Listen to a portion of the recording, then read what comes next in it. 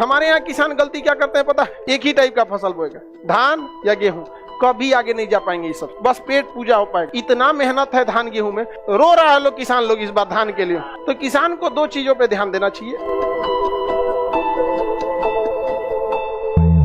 Integral खेती क्या है? मिश्रित खेती का ही क्या है? एडवांस रूप है। इसमें कई चीजों को एक साथ आपसी समन्वय करके बोया जाता है। इस तरह से किया जाता है कि एक दूसरे से सिम्बायोसिस रहे। उसी को हम लोग क्या कहते हैं?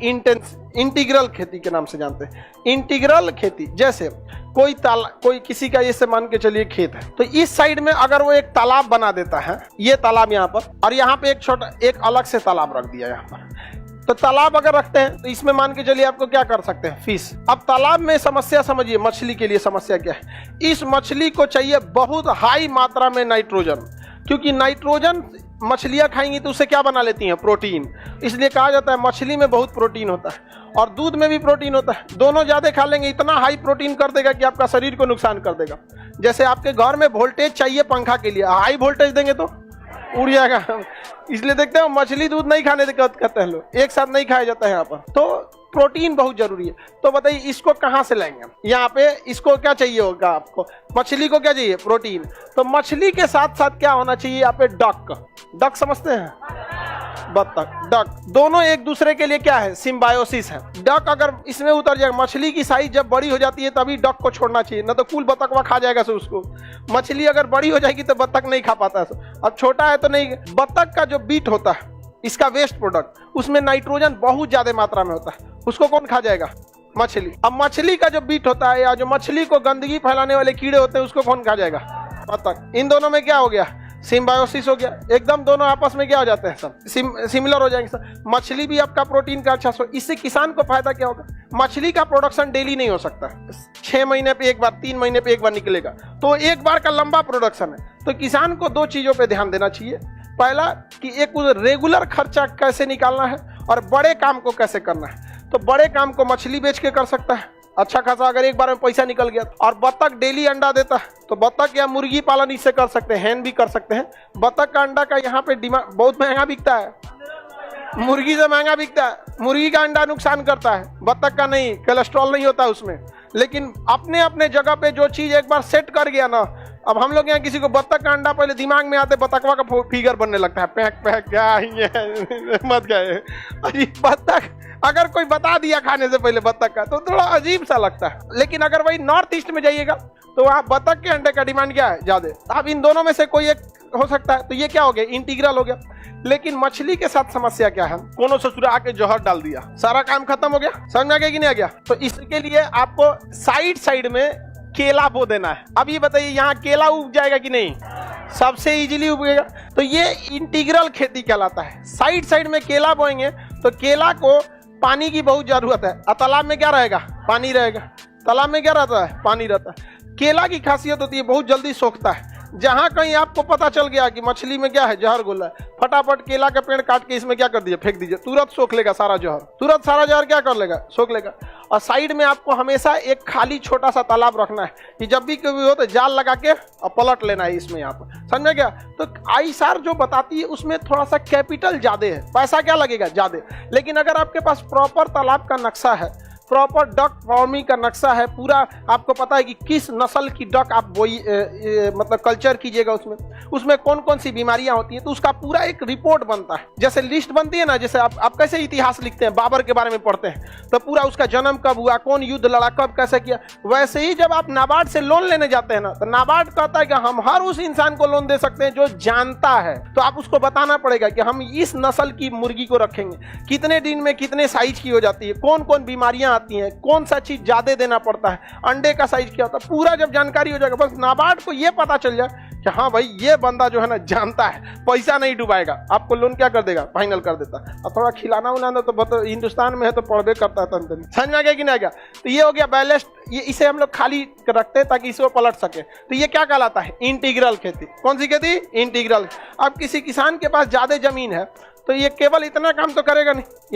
यहाँ पर अब वो काऊ या फिर क्या रख सकता है? बफेलो, मतलब गाय या भैंस, जो भी रखना है यहाँ पे। इस खाली टैंक का यूज हो सकता है, ससुरा इसमें नहा लेगा सब। ये है इमरजेंसी, याद रखिएगा। इंडिया में रह रहे हैं, कोनो ना कोनो जरतुआई से कुछ ना कुछ फेंकेगा। और कुछ नहीं भी फेंका तो आपके पानी जमीन से टच में है, जमीन का पीएच गड़बड़ होगा, पानी का पीएच गड़बड़ होगा, मछली को डिस्टर्ब हो जाएगा, तब तक आप इसमें क्या कर सकते हैं, पलट सकते हैं। समझा गया? जब तक मछलियां छोटी हैं तब तक अपने ये जो बत्तख है सब इसको कहाँ भेज सकते हैं, इस वाले। मछली बड़ी हो जाएगी तब उसमें भेजना, तो सब कुल खलिया देगा ही खजरा सब यहाँ पर। समझ में आ गया कि नहीं आ गया? यहाँ पे अब बाकी एरिया में क्या करिए, खेती।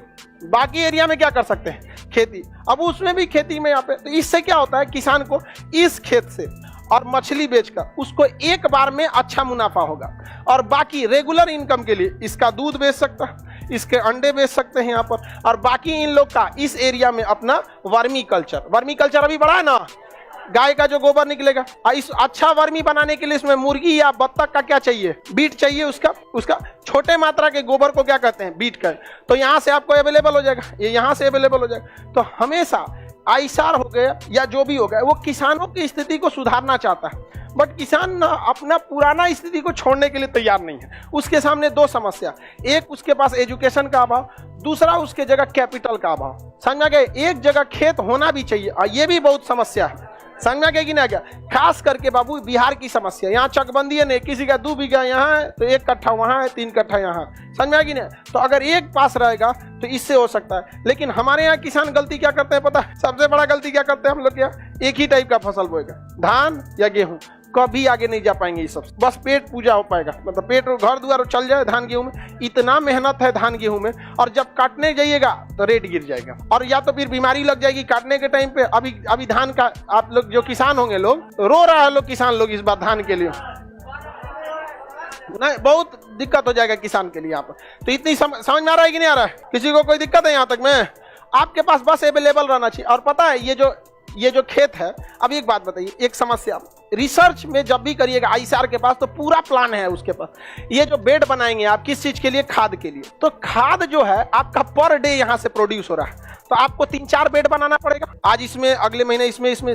लेकिन खेत में एक ऐसा लिमिटेड समय आएगा कि जब खेत आपका कह देगा कि अब हमको खाद की जरूरत नहीं है, क्योंकि ओरिजिनल जब खाद डालते हैं ना तो वो खेत जो है प्रॉपर सेचुरेट हो जाता है, नेचुरल हो जाता है, तो अब आपका ये खाद क्या होगा? बर्बाद हो जाएगा। तो इस खाद को बस आपको कुछ नहीं करना है, अंधेरे कमरे में ले जाके रख देना है और उसमें नमी डाल देना है, कमरा अंधेरा करके, और दुकान से आईसार या फिर कहीं से भी ऑनलाइन ऑर्डर कर लेना है मशरूम का दाना, और उस खादवा में छिड़क के कमरा बंद कर देना है। बस प्रॉपर ठंडा रहना चाहिए, उसमें क्या निकलेगा? मशरूम, और उसको नेताओं को बेचना है।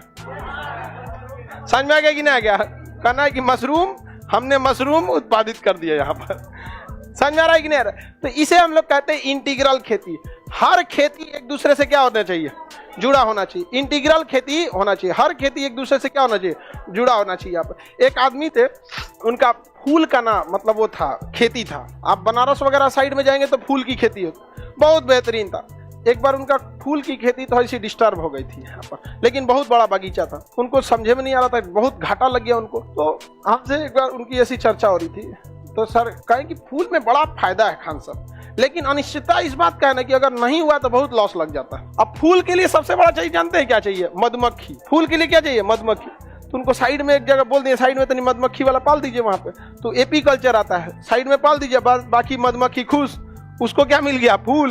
उनको शहद भी मिल गया, सब कुछ मिल गया, फूल भी टेंशन फ्री रहता है। तो आईसार आपका मदद करना चाहता है, Indian council for agriculture research. आप उसे अपनाना चाहते हैं कि नहीं? समझ में आ गया कि नहीं आएगा सबका? तो इंटीग्रल खेती क्या होता है? कई तरह की खेतियों को, पशुपालन, कई फसलों को एक साथ आपस में जोड़ देना क्या कहलाता है? इंटीग्रल खेती।